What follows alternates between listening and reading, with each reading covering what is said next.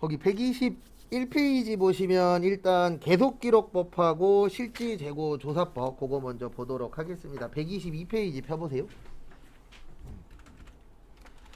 그래서 우리 물건 사고 팔 때 제일 중요한 거는 단가하고 수량이라 그랬죠. 그래서 단가 결정 방법에 세 가지가 있으세요. 거기 교재에는 두 가지만 있는데 시험 때에는 이 혼합법도 나와요. 왜냐하면 저희 시험 사지선다예요. 네, 사지선다니까 틀린 것을 고르시오. 그러려면 세 개가 필요하잖아요. 그래서 계속기록법, 실지재고조사법, 그 다음에 섞어 쓴다 그래서 무슨 법이요? 혼합법. 그래서 계속기록법은 말 그대로 장부에 계속 기록하는 겁니다. 그래서 오늘 몇 개 샀고 몇 개 팔았고 이런 거 있어요 없어요? 있죠. 그럼 장부에다 계속 적으면은 장부에 오늘 몇 개 팔았다, 몇 개 샀다, 몇 개 남았다 이런 거 나오잖아요. 그래서 계속 적는다 그래서 계속기록법이고요. 저희한테 뭐 이거를 직접 계산해라 이런 건 잘 안 내요. 그 다음에 실지재고조사법은 장부에 메인만 작성해요. 그래서 메인만 작성하고 이제 월말이나 기말에 월말 그러면은 한 달의 마지막이고 기말 그러면 1년의 마지막 날입니다. 요때 이제 창고 가서 재고 파악하는 거예요. 그러면 이렇게 하는 거예요. 어떻게 하는 거냐면 만약에 장부에 총 매입이 1000개가 있어. 그 다음에 창고 갔더니 100개가 있어. 그러면 몇 개 판 거죠? 900개 판 거죠? 네, 이게 실지재고조사법이에요. 그러니까 장부에다가는 메인만 계속 적는 거예요. 오늘 몇 개 샀고 몇 개 샀고 몇 개 샀고 그러면 한 달이나 1년 동안 몇 개 산 게 나오잖아요. 그 다음에 반대로 이제 창고 가서 확인했더니 몇 개 남았더라. 그러면 우리가 산 거에서 남은 거 빼면은 뭐가 되는 거죠? 판 게 되는 거죠. 이렇게 계산하는 걸 무슨 법이라 그래요? 실지재고조사법. 그 다음에 혼합법은 두 가지를 섞은 거예요. 그러니까 장부도 하고 뭐도 하는 거예요. 창고에서 확인도 하고. 그래서 장부에 100개 남았대. 그러면 창고 가도 몇 개가 남아야 돼요? 100개. 그래서 우리가 실무에서 쓰는 건 이겁니다. 그래서 실무에서는 창고하고 장부하고 어때야 돼요? 같으면 일 잘하고 있는 게 되는 거잖아요. 근데 아까도 설명드렸지만 희한하게 잘 안 맞아요.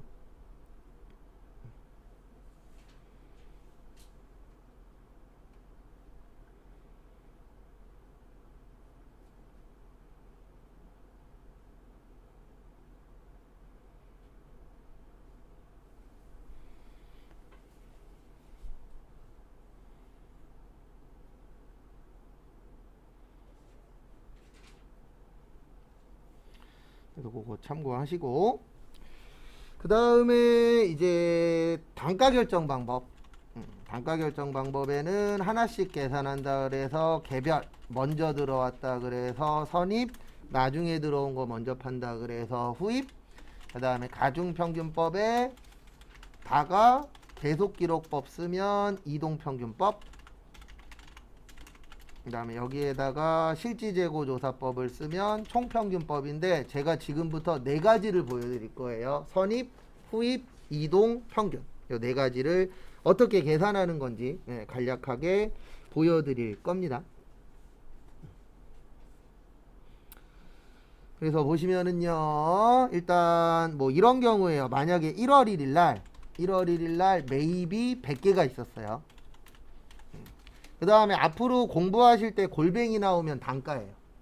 뭐라고요? 단가. 그래서 만약에 1000원 주고 샀다. 그러면 10만원 되겠죠. 그 다음에 1월 10일 날, 11일 날 또 샀어요. 100개를. 이거 안 적으셔도 돼요. 프린트 다 드릴 거니까. 그래서 1200원 주고 샀다. 그러면 12만원. 그 다음에 1월 21일 날 팔았어요. 150개를. 그래서 얼마에 팔았냐면 2,000원에. 그러면 30만원 되고요. 마지막으로 1월 31일 날 또 샀어요. 몇 개 샀냐면 100개. 그 다음에 1,400원. 그래서 14만원. 요게 인플레이션입니다. 왜 그러냐면 처음 살 때 1,000원이었죠. 다음에 살 때 1,200원. 다음에 살 때 1,400원. 계속 뭐 하고 있어요? 올라가고 있죠. 우리나라가 현재 이 상황이잖아요. 뭐 날짜별로 차이는 있지만 어쨌든 예전보다는 계속 가격이 뭐 하고 있어요? 일반적으로 올라가고 있죠. 떨어지는 것들도 있긴 있습니다. 근데 떨어지는 것보다 뭐가 더 많아요? 올라가는 게 더 많죠. 전체적으로 봤을 때. 요걸 가지고 이제 선입선출법 먼저 설명을 드릴게요. 선입선출법의 뜻이 뭐예요? 먼저 들어온 거 먼저 뭐 하겠다? 팔겠다. 그러면 요때가 문제가 되는 거예요. 요때. 그러면 1월 21일 날 팔았잖아요. 그러면 몇 월 며칠께 먼저 들어왔죠? 1월 1일 거. 그럼 여기에서 100개 다 팔겠죠. 그 다음에 여기에서 몇 개만 더 팔면 돼요? 50개만. 그러면 이렇게 남을 거예요. 50개에 1,200원에서 얼마가 남아요? 6만 원이 남습니다. 그 다음에 요거 샀죠? 그래서 결론적으로 최종적으로는 요렇게 남는 거예요. 50개에 6만 원하고 100개에 얼마요? 14만 원. 그래서 선입선출법으로 하면은 기말 재고자산이 20만 원이 되는 거예요. 근데 기말이라고 보던 월의 끝이니까 월말 재고자산이 얼마가 되는 거예요? 20만 원. 그러니까 이런 식으로 구하는 걸 무슨 법이라 그래요? 선입선출법. 그 다음에 두 번째로 후입 구할 거예요. 컴퓨터가 이게 좋아요. 앞에 분필로 쓰면 썼다 지웠다 되게 바쁜데 컴퓨터 복사가 되니까. 그래서 저는 컴퓨터가 저한테 플러스 되는 게 많아요. 그 다음에 두 번째로는 이제 후입으로 구할 겁니다. 후입의 뜻이 뭐죠? 나중에 들어온 걸 먼저 뭐 하겠다? 팔겠다. 그러면 이렇게 되는 겁니다. 150개 팔았죠? 그러면 11일 걸 먼저 팔아요? 1일 걸 먼저 팔아요? 11일 걸 먼저 팔아요. 왜냐면 후입선출법이니까. 그러면 여기 거 다 팔리고 여기에서 몇 개가 남을 거예요? 50개가 남겠죠. 그래서 50개에 단가 1,000원에서 5만 원. 그 다음에 얼마짜리 샀죠? 14만 원짜리 샀죠? 그러면 재고자산은 얼마가 되는 거예요? 19만 원이 되는 거예요. 아까 거하고 다르죠? 아까 건 얼마였어요? 20만 원. 요번에는 19만 원. 그리고 똑같은 결과가 나온다 그러면 여러 가지 방법을 쓸 필요가 없죠. 어차피 이렇게 하나 저렇게 하나 값이 같다면. 그 다음에 이제 세 번째로 이동평균법. 이동평균법은 왜 이동평균이냐면은요, 요거는 단가가 다른 경우 단가를 다시 계산하는 거예요. 그래서 이동해서 평균 낸다 그래서 무슨 법이라 그래요? 이동평균법. 그래서 이렇게 하는 겁니다. 어떻게 하는 거냐면 얘 얼마 주고 샀죠? 1,000원. 요거 얼마 주고 샀어요? 1,200원. 같아요? 달라요? 달라요. 그러면 평균 내는 거예요. 그래서 100개, 100개에서 몇 개죠? 200개. 그 다음에 10만원, 12만원에서 얼마예요? 22만원. 그러면 나누면은 1,100원 나와요. 하나당. 그러니까 요렇게 이동해서 평균 낸다 그래서 무슨 법이라고 하는 거예요? 이동평균법이라고 하는 거예요. 그러면 여기에서 팔았죠? 200개에서 몇 개 팔았죠? 150개. 그러면 몇 개 남아요? 50개 남아요. 그 다음에 얼마짜리 남죠? 1,100원. 그러면 55,000원 남아요. 근데 문제가 또 생겨요. 여기 1,100원이죠. 얘 얼마죠? 1,400원이죠. 또 다르죠. 그러면 또 평균 내는 거예요. 네, 다를 때마다 평균 내는 거예요. 그래서 이동해서 평균 낸다 그래서 무슨 법이라고요? 이동평균법. 그러면 150개에 14만원에 55,000원 하면 얼마예요? 195,000원. 그리고 집에 계산기 있는 분들은 계산기 가지고 다니세요. 왜냐면 시험 때 이 계산기는 못 써요. 이 계산기는 못 쓰고 그 집에 보시면 굴러다니는 계산기 있을 거예요. 내 계산기 어디 갔지? 하단 네, 저런 계산기. 네. 이런 거 있죠. 네, 이런 거 시험장 가서 쓸 수 있거든요. 근데 공학용 계산기는 안 돼요. 공학용 계산기라 그래서 잠깐 보여드리면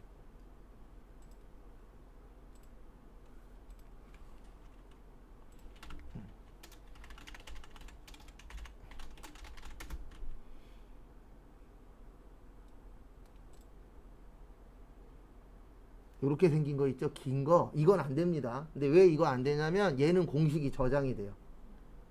그래서 이건 안 돼요. 네. 일반 계산기 있죠? 일명 쌀집용 계산기라고 하는데 요런 건 돼요. 그리고 너무 싼 거 사지 마시고 사라 그러면 뭐 2,000원짜리 막 이런 거 사오시는데 그냥 일반적인 계산기 사시면 돼요. 그리고 어차피 여기 들어왔으니까 하나 좀 설명을 드리면 이거 보란 얘기는 아닙니다. 제가 이제 이런 식으로 쭉 올릴 거예요. 그래서 여기가 날짜예요. 앞에가. 그 다음에 요 뒤에가 시간입니다. 그래서 1030이면 10시 반 두 번째 시간 거예요. 그런 식으로 되어 있으니까 혹시 빠지신 분들은 보시고 그 다음에 또 부족하다라고 생각되시는 분들은 보세요. 그리고 이상하면 얘기 좀 해주세요. 왜냐면 전 제 거 안 봐요. 예, 간혹 가다 한 번씩 소리 나오냐 정도만 보고 2초 만에 꺼버립니다. 예, 목소리가 별로더라고요. 그래서 세상에서 듣기 싫은 목소리 중에 하나가 내 목소리더라고요. 제가 해보니까. 그래서 혹시 소리 안 나거나 간혹 가다가 이게 USB로 연결되어 있는데 마이크가 문제인지 간혹 가다 한 번씩 소리가 안 나올 때가 있어요. 그래서 혹시 그럴 때 있으면 이야기를 해주세요. 그럼 제가 바로바로 예, 정리해서 하도록 하겠습니다. 그 다음에 이동평균법은 이렇게 되는 거예요. 그래서 아까는 여기 첫 번째는 19만원이었죠. 그 선입은 얼마였죠? 20. 후입은 19만원. 그 다음에 이동평균법은 얼마 나왔어요? 19만 5천원. 그 다음에 이제 마지막으로 보실 게 총평균법이에요. 그리고 계산 문제 그렇게 잘 나오진 않습니다. 근데 아예 안 내는 것도 아닌지라 나중에 아마 문제 풀 때 한 두세 문제 정도 풀어는 볼 거예요. 총평균법은 매출을 제외한 나머지를 한 번에 평균 내는 거예요. 근데 우리 총의 뜻이 뭐냐면 토탈이잖아요. 토탈이 몇 번에 평균 내는 거예요? 한 번에. 그래서 이렇게 되는 겁니다. 어떻게 되냐면 100개, 100개, 100개면 몇 개예요? 300개예요. 10만원, 12만원, 14만원이면 얼마예요? 36만원이에요. 그래서 한 번에 평균 내는 겁니다. 그러면 얼마 나와요? 네, 1200원 나와요. 그 다음에 우리 몇 개 팔았죠? 150개 팔았죠? 네, 그러면 300개에서 150개 팔았으니까 몇 개 남는 거예요? 150개. 그 다음 얼마요? 1200원. 그래서 결론적으로는 얼마 남았다? 18만원. 이렇게 한 번에 계산한다 그래서 무슨 법이라고요? 총평균법. 그래서 이렇게 종류는 4가지가 있는데 저희가 연습을 그렇게 많이는 안 할 거예요. 왜 그러냐면 많이 내는 편은 아닙니다. 근데 혹시 나중에 공부하시다가 자격증 시험을 보려고 하는데 그 자격증 시험이 이론이 40개야 그러면 무조건 할 줄 알아야 돼요. 근데 저희 시험은 이론이 15개고 재무회계가 8개, 5개밖에 안 나와요. 그래서 많이 안 내는 편이에요. 원래는 되게 중요한 파트 중에 하나입니다. 근데 다행히도 저희 시험은 그렇게 많이 내지는 않아요. 그리고 나중에 오늘 프린트 해드릴 거잖아요. 혹시 연습해보시고 안 되시면 가지고 오세요. 그러면 제가 거기에 맞춰서 개인적으로 설명을 또 드릴게요. 그리고 무슨 얘기를 해도 상관없으니까 이해 안 되는 거 있으면 수시로 오셔서 질문하세요. 괜찮아요. 네. 어차피 수업 끝나면 질문 안 할 거잖아요. 수업 시간 안에서는 편하게 질문하십시오. 그럼 이제 거기에 맞춰서 답은 다 해드릴 거예요. 그 다음에 123페이지 위에 잠깐 보시면 감모손실이라고 있습니다. 근데 이 파트는 주로 저기에 많이 나와요. 전산세무 2급에. 회계에도 안 내진 않는데 비율적으로 보면 세무가 훨씬 더 많이 나옵니다. 그래서 감모 그러면 무슨 부족이라고요? 수량 부족. 우리 수량이 부족하면 회사 입장에서, 우리는 항상 회사 입장에서 보는 거예요. 직원 입장이 아니고. 그래서 회사 입장에서 봤을 때는 수량 부족하면은 좋은 거다, 나쁜 거다? 나쁜 거다. 그래서 손실이 되는 거고요. 그 다음에 정상적이 있고 뭐가 있다고요? 비정상적. 그래서 정상적은 말 그대로 내가 정상적으로 일을 했는데 없어졌네, 부족하네, 그러면 그게 정상적이 되는 거예요. 그래서 거기 보시면 정상적인 감모란 재고자산을 보관하는 중에 발생하는 증발이나 훼손. 그러니까 뭐냐면 이런 경우입니다. 만약에 우리 회사가 모래 회사예요. 모래 파는 회사예요. 그러면 모래는 막아놔도 바람 불면 뭐하죠? 날아갑니다. 일부는. 그래도 대부분 모래 파는 회사들 보면 위에다 막 이것저것 쌓아놔요. 못 날아가게끔. 근데 그래도 바람 불면 어떻게 되죠? 일부 날아갑니다. 이건 사람이 어떻게 할 수가 없잖아요. 그런 건 정상적이 되는 거고, 비정상적은 막 갖고 가는 거예요. 네. 직원들이 막 회사 물건 갖고 가는 경우들이 있어요, 없어요? 있죠. 그런 거는 정상적이 아니잖아요. 네. 그런 것들이 뭐가 되는 거예요? 비정상적. 그래서 정상적일 때는 원가 처리하라고 되어 있어요. 그리고 회계 처리 안 합니다. 회계 처리 안 한다의 뜻이 뭐냐면 분계 안 한다는 뜻이에요. 뭐 안 한다고요? 분계. 그 다음에 비정상적은 영업 외비용 처리예요. 그래서 얘는 회계 처리하는데 그 회계 처리할 때 쓰는 계정 과목이 요거예요. 재고자산 무슨 손실이요? 감모손실. 근데 저희 시험이 어려운 이유는 시험 볼 때까지 2번인가 3번밖에 못 봐요. 아주 자주 나오는 시험 문제는 아닌지라.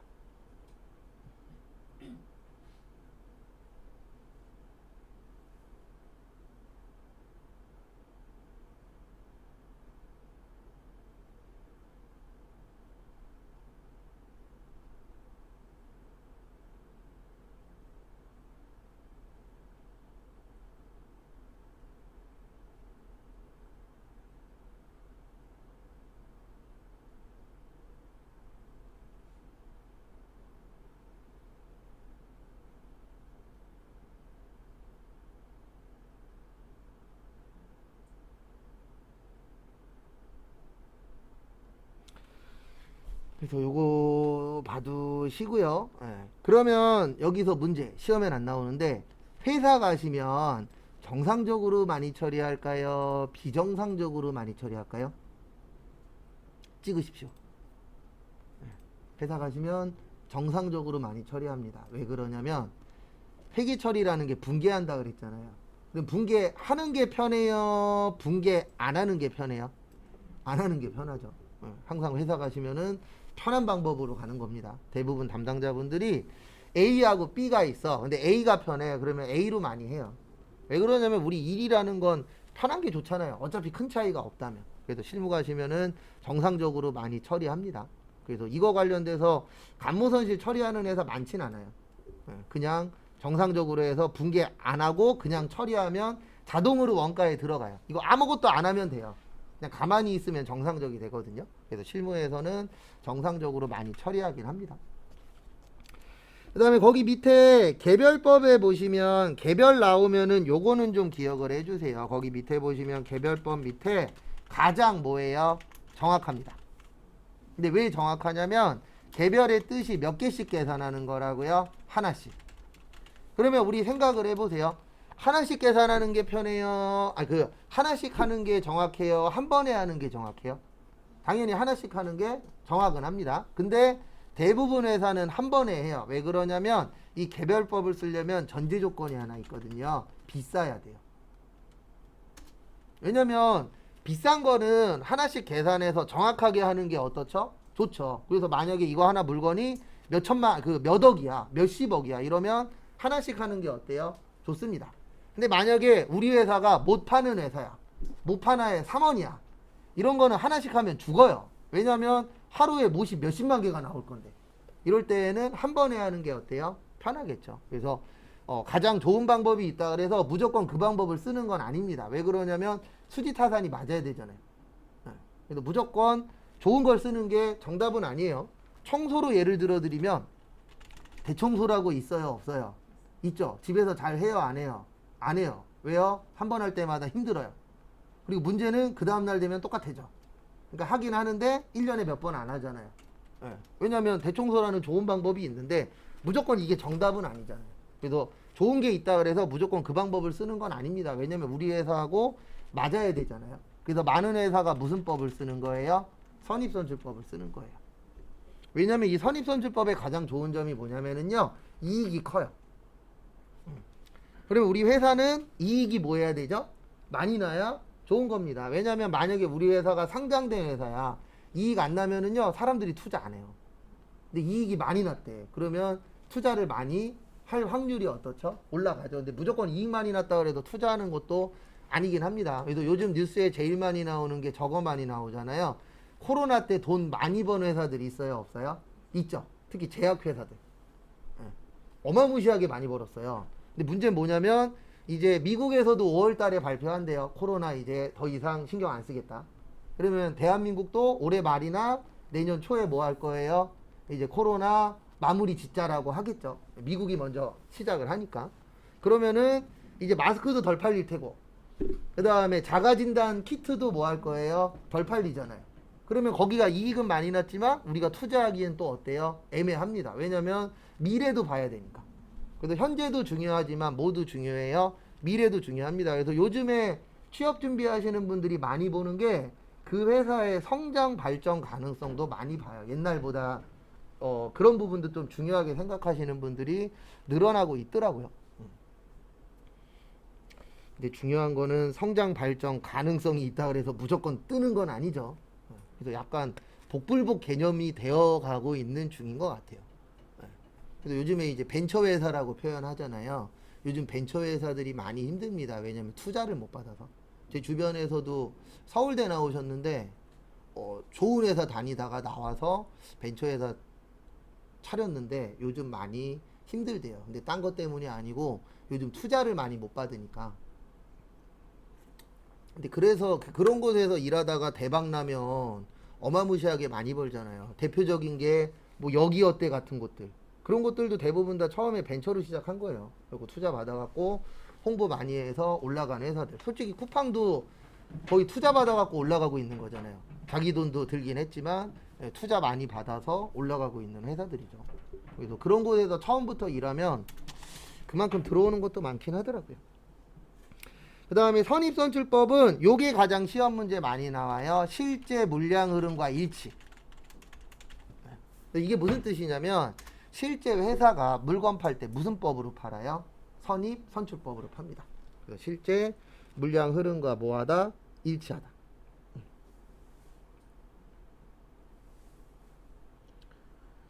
그래서 대부분의 회사들이 선입선출법을 많이 씁니다. 그 다음에 재고자산의 진부화가 빠른 기업은 선입선출법을 적용한다라고 되어 있는데, 진부화가 뭐냐면 이게 빨리빨리 없어지는 거예요. 그러니까 내가 A라는 물건을 만들었어. 근데 이게 이제 오래 가는 게 아니고 기간이 짧은 것들. 그러니까 유통기간이 짧은 것들이 있어요? 없어요? 있죠. 대표적으로 유제품들. 이런 것들은 선입선출법으로 팔잖아요. 그래서 저뿐만 아니고 대부분의 사람들이 우유 사러 갈 때 하는 행동들이 있잖아요. 앞에 거 들고 뒤에 거 들어요. 맞죠? 왜 그래요? 앞에 게 빠르냐 뒤에 게 빠르냐 보고 유통기한 오래 남은 거 집잖아요. 예. 근데 그런 것들이 대부분 진열을 할 때 무슨 법으로 진열을 해요? 선입선출법으로. 요즘에는 그런 것들도 있더라고요. 마트 가보면 유통기한을 안 보이게 뒤로 진열을 해놔요. 귀찮게 실이. 예. 또 이것도 하나씩 또 봐야 되잖아요. 왜냐면 저희 집은 제가 거의 장을 보거든요.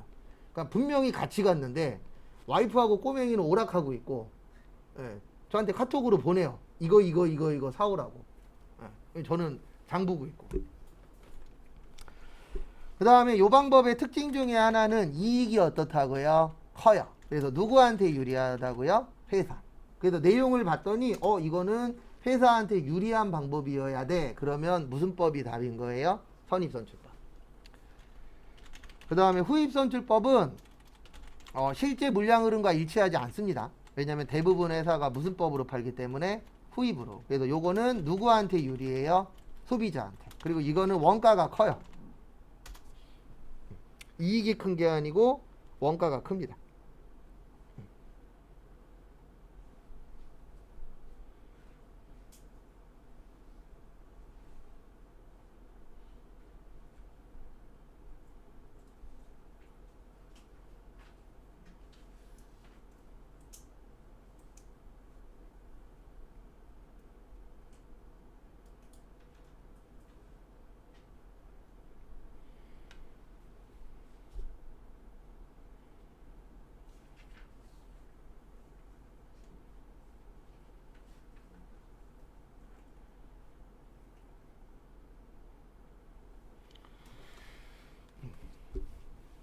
그래서 후입선출법은 누구한테 더 유리하다고요? 소비자한테. 그래서 우리가 아까 제가 유제품 살 때 우리 열심히 유통기한 보잖아요. 그래서 우리는 유통기한이 많이 남은 걸 사잖아요. 그게 후입선출법입니다. 근데 파시는 분 입장에서는 옛날 거 먼저 팔려고 노력을 하시잖아요. 그게 무슨 법이에요? 선입선출법이에요. 그 다음에 나머지들은 됐고, 그 다음에 125페이지 잠깐 와보세요. 125페이지 밑에 125페이지 거기 밑에 보시면 적어 있어요. 선입선출법과 후입선출법의 비교. 그래서 거기 비교 보시면은 선입선출법의 특징 보시면 아까 적어드린 것처럼 실제 물량 흐름과 뭐한다? 일치한다.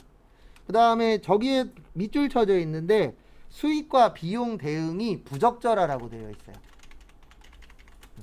이게 무슨 뜻이냐면 이겁니다. 수익은 최근 거고요. 비용은 옛날 거예요.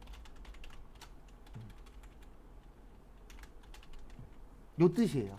거기 보시면 수익과 비용 대응이 부적절하다. 그게 무슨 뜻이냐면 파는 건 최근에 팔았는데 물건은 언제 거죠? 옛날 물건이죠. 그러면 이게 대응이 안 된다라고 보는 거예요. 왜냐하면 최근에 팔았으면은 최근 비용이면은 수익 비용 대응이 되거든요. 그래서 이 후입 선출법은 수익과 비용의 적절한 대응이라고 되어 있는데 이게 무슨 뜻이냐면 최근에 팔았죠. 맞죠? 근데 그 물건도 언제 거예요? 최근 거예요. 그러면은 수익 비용이 어떻다? 적절하다. 이렇게 보는 겁니다. 그래서 최근 물건을 최근에 팔았다. 이렇게 보는 거예요.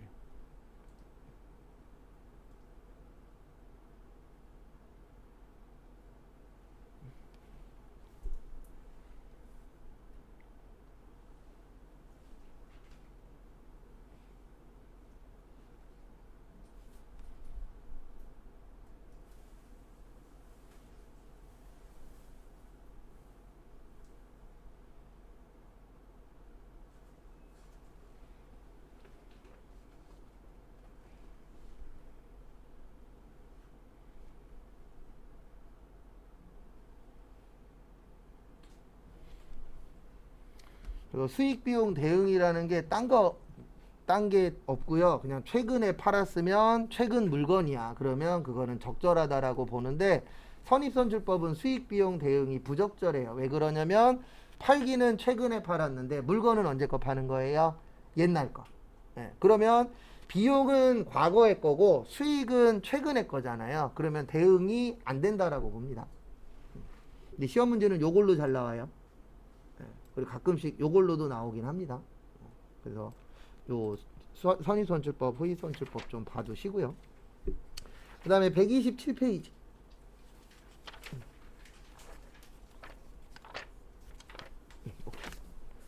그래서 127페이지 보시면 저기에다 밑줄만 쳐주세요. 재고자산의 기말평가 저가법.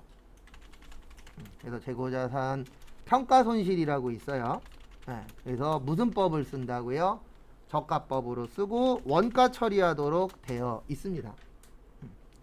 그리고 평가 그러면은 돈 맞추는 거예요. 금액 맞추는 거. 근데 이거를 왜 맞추냐면 이것도 결산할 때 하는 거예요. 결산 몇 월 며칠 날 하는 거예요? 12월 30일 날. 그래서 매번 맞추는 게 아니라 1년에 한 번만 맞추는 거예요. 근데 왜 맞추냐면은 우리가 가격이라는 게 올라갈 수도 있지만 뭐 할 수도 있죠? 떨어질 수도 있죠. 이건 아무도 모르잖아요. 어떻게 될지는. 우리도 부동산이 계속 오를 줄 알았잖아요. 근데 갑자기 뭐 하고 있어요? 떨어지고 있어. 코인도 한참 올라갔었잖아요. 근데 뭐 하고 있죠? 떨어지고 있어. 주식은 항상 올라갔다 내려갔다 하고 있고. 그러니까 결론은 영원한 건 없는 거예요. 근데 영원한 건 없을 수밖에 없죠. 왜냐면 집 하나에 100억이 될 건 아니니까. 그래서 주식도 똑같이 올라갈 때 있으면 떨어질 때 있고. 근데 이제 우리 회계에서는 재고자산은 떨어지는 것만 인정하는 겁니다. 그래서 그걸 무슨 법이라 그런다고요? 저가법. 근데 아시겠지만 대부분 물건들은 올라가요, 떨어져요, 가격이? 올라가죠. 그래서 이걸 처리할 일은 아직은 많지 않아요. 왜냐하면 대한민국은 현재 인플레이션, 물가가 뭐하고 있기 때문에 상승하고 있기 때문에. 일본은 물가가 하락하고 있습니다. 왜 그러냐면 일본은 돈을 어마무시하게 찍어냈거든요. 그리고 일본은 이자율이 현재 마이너스 이자율이에요. 우리는 은행에다 넣으면 통장에 이자가 찍히죠. 일본은 은행에다 넣어놓으면 통장에서 수수료를 빼갑니다. 보관료로 해서. 근데 일본만 그런 게 아니고 유럽에서도 꽤 많은 나라가 현재 마이너스 이자율이에요. 근데 한국은 아직 플러스 이자율이잖아요. 그래서 일본에서 잘 팔리는 물건 중에 하나가 금고예요. 일본은 통장에다가 안 넣어놔요. 왜냐면 마이너스 이자율이라. 그래서 과거에 쓰나미 난 적이 있었죠. 그때 물 위에 가장 많이 떠다니던 게 뭐예요? 금고예요. 그래서 그거 뉴스에 나온 다음에 저도 확실히 느꼈었던 게 뭐냐면 아, 이게 흐름 타고 가는구나. 그거 뉴스에 나온 다음에 홈쇼핑 있죠? 거기에서 맨날 금고 팔고 있었어요. 진짜로. 거짓말 안 하고. 그리고 저도 이거 수강생분이 알려주셨는데 우리 그 7시 되면은 SBS하고 MBC하고 KBS에서 그 생활 관련된 거 나오잖아요. 거기에 만약에 오늘 비타민 A가 좋대라고 나오잖아요. 그러면 이거 한번 해보세요. 그거 본 다음에 그거 끝난 다음에 홈쇼핑 채널 다 들어가 보세요. 그러면 최소한 한두 군데에서는 그거 팔고 있어요. 진짜로 거짓말 안 하고. 저도 처음엔 몰랐거든요. 근데 수강생 한 분이 막 얘기하시다 그 얘기를 해주시더라고요. TV에서 뭐 좋다라고 나오면 그거 홈쇼핑에서 팔고 있다고 그랬고, 저도 그 얘기 듣고 그 프로 끝나자마자 홈쇼핑을 뒤졌더니 두 군데서 팔고 있더라고요. 그러니까 결론은 다 거기에서 그 밥에 그 나물인 거예요. 돈 주고 광고하는 거예요. 근데 돈 내고 광고하면은 이게 좀 사람들이 싫어하니까 광고 아닌 것처럼 만들어 갖고 이제 그 시간대 맞춰 갖고 그거 팔더라고요. 그러니까 저희는 맨날 뭐 하고 있는 거예요? 속고 있는 거예요. TV한테. 그거 본 이후로 야, 내가 바보로 살았구나. 그냥 사람들한테 좋으니까 파나 보다 이런 줄 알았는데 다 연결이 다 되어 있더라고요. 그래서 저도 처음엔 안 믿었는데 몇 번 돌려봤더니 진짜 팔더라고요. 그래서 평가 그러면 돈 맞추는 겁니다. 그리고 몇 월 며칠 날 한다고요? 12월 30일 날 하는데 얘는 현재까지는 이론에만 나왔어요. 왜냐면 저희 시험은 간목까지는 나오거든요. 근데 평가는 안 냈어요. 아직까지는 한 번도. 그거는 참고하시고. 그 다음에 쭉 넘어오세요. 어디로 오시냐면은 저기 어디 갔냐. 잠시만요. 넘어간 것 같은데 교재가 여기구나. 142페이지. 아마 여기까지 보고 쉬면 될 것 같아요. 그리고 마지막 시간에 쪽지 시험 간단하게 보고 그 다음에 분계 풀고 시간 되면 마무리 하도록 하겠습니다.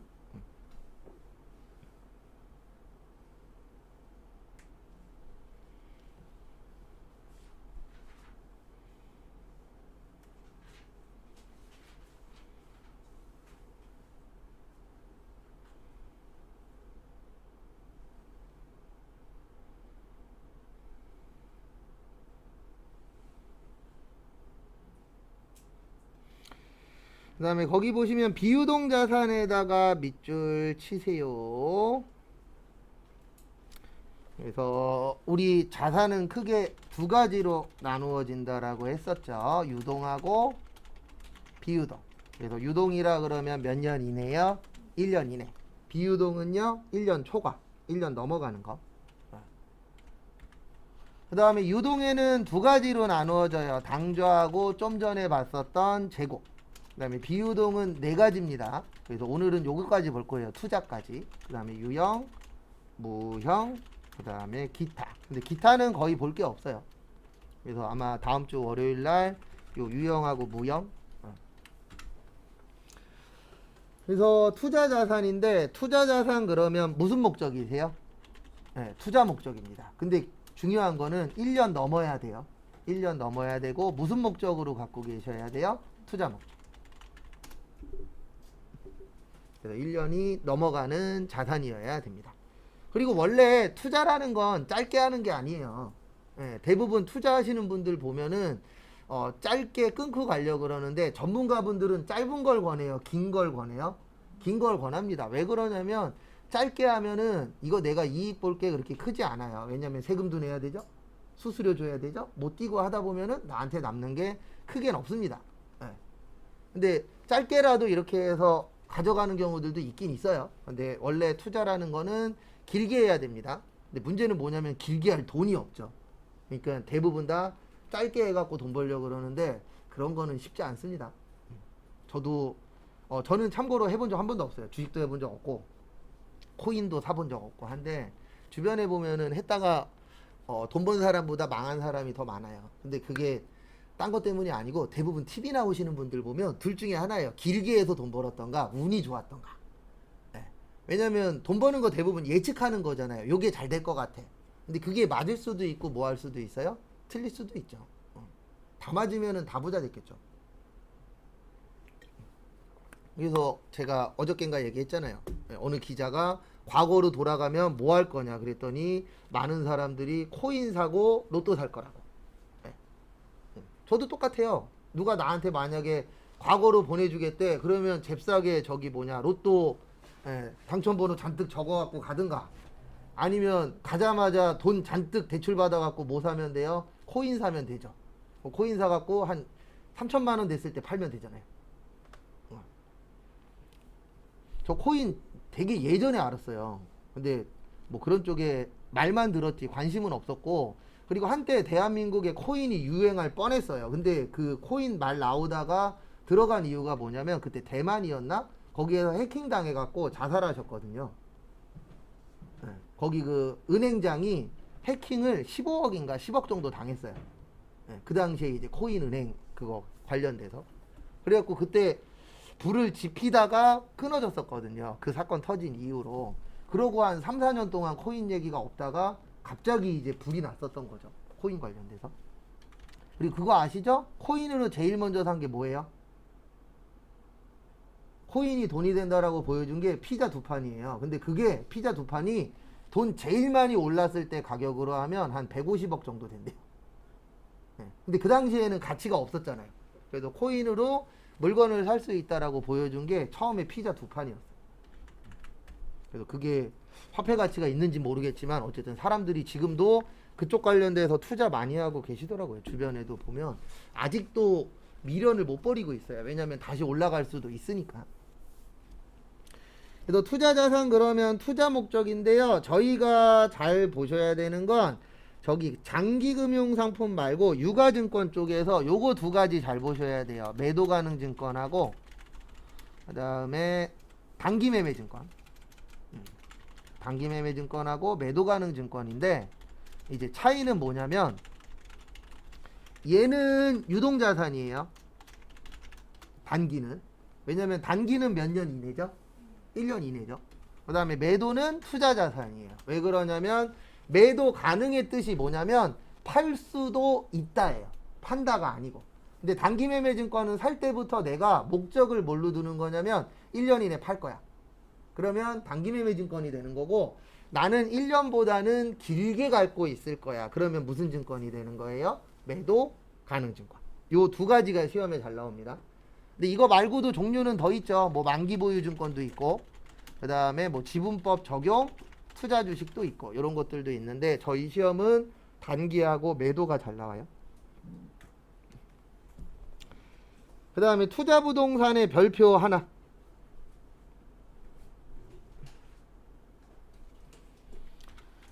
그래서 투자 부동산은 투자 목적으로 부동산을 사는 건데, 우리가 부동산 그러면 두 분이 계십니다. 토지하고 뭐요? 건물. 그래서 투자 목적으로 토지나 건물을 사는 거예요. 그래서 현재 많은 사람들이 투자 목적으로 토지나 건물들을 많이 샀었죠, 기존에. 근데 이제 요즘에는 좀 안 좋아지고 있는 추세라, 그래도 지금 열심히 기자들이 펌프질 하고 있는데 그게 크게 먹히진 않을 것 같아요. 왜냐면 안 먹히는 이유는 하나예요. 너무 비싸요. 첫 번째로. 그리고 이자율이 올라서 한 달에 잘못 샀다가 이자만 500에서 1000 내야 돼요. 그 등촌주공 난리였었죠. 거기 우리 같은 사람들은 못 사요. 왜냐면 이자만 500 이상이에요. 줘도 못 가져요. 막말로. 왜냐면 이자 못 내서. 500만 원 낼 돈 있어요, 매달? 없잖아요. 일반 서민들하고는 좀 거리가 먼 얘기이긴 하더라고요.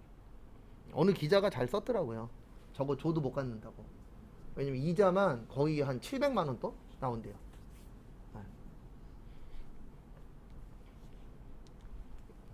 그래서 저도 예전에 좀 비싼 집 놀러 가봤는데 좋긴 좋더라고요.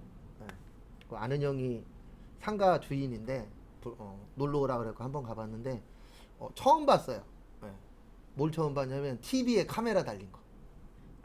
그래갖고 막 형이 막, 그러니까 촌놈들 5명이 놀러 간 거죠. 그래갖고 막 TV에 카메라도 있다고 막 그 카메라 보면서 막 사진 찍고 막 좋다고 막, 어렸을 때였는데 촌놈들은 어딜 가나 촌놈이더라고요. 저 가끔씩 일 보러 강남 갈 때가 있는데 강남 가면 내가 촌놈인 것 같아요. 왜 그렇게 다들 좋아 보이는지.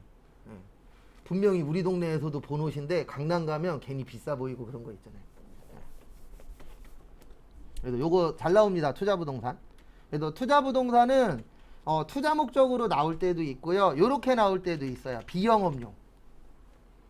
그러니까 영업 목적으로 산 게 아니에요. 그러면 예, 반대로 투자 목적이 되는 겁니다. 그래도 무조건 투자 목적이라고 나오는 건 아니고 비영업용이라고 나올 때도 있어요. 그러면 영업용이라는 건 우리 회사에서 쓰겠다는 거거든요. 근데 우리 회사에서 안 쓰고 투자하는 데 쓸 거야. 이렇게도 이해를 좀 해주셔야 됩니다. 요거 좀 잘 봐주셔야 될 거예요. 거기 밑에도 잘 써놨어요. 판매 목적이면 재고자산이고 영업 목적이면 유형자산이고 투자 목적이야 무슨 자산이 되는 거예요? 투자자산. 그래서 저희 다음 주 월요일 날 유형자산 볼 겁니다. 그거는 참고를 좀 해주세요. 그 다음에 조금 어려운 얘기 하나만 하고 마무리할게요. 거기 교재 143페이지에도 나와 있는데요. 제가 아까 단기매매 증권하고 매도 가능 증권이 잘 나온다 그랬죠. 이게 왜 잘 나오냐면 요거 하나 때문에 그래요. 평가 때문에 그러거든요. 단기매매 증권도 평가를 하고 매도 가능 증권도 평가를 해요. 근데 문제가 뭐냐면 단기매매 증권 평가 이익이나 단기매매 증권 평가 손실은 수익 비용이에요.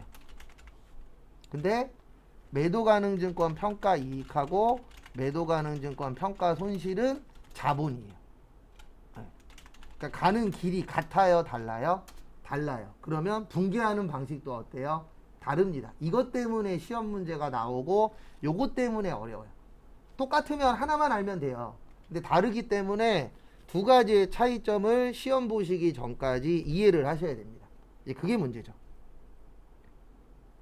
그러니까 항상 문제는 딴 게 아니고 같은 걸로 나오면 상관이 없어요. 왜냐면 같은 걸로 나오면 그냥 하나만 이해를 해버리면 되니까. 근데 우리가 방법들이 다 같아요, 달라요? 다르죠. 그러면 내가 하나를 알아야 되는 게 아니고 두 가지 방법을 다 할 줄 알아야 돼요. 그래야 문제를 맞출 수가 있습니다.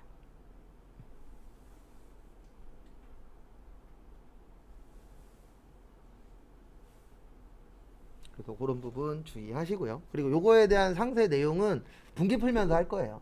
왜냐면 지금은 요런 거 말고 우리가 쪽지 시험 보는 거에 좀 더 치중하시고 그거 하나만 잘하셔도 뒤에 가면 다 해결됩니다. 그래서 초반에는 암기 쪽에 좀 더 치중을 하세요.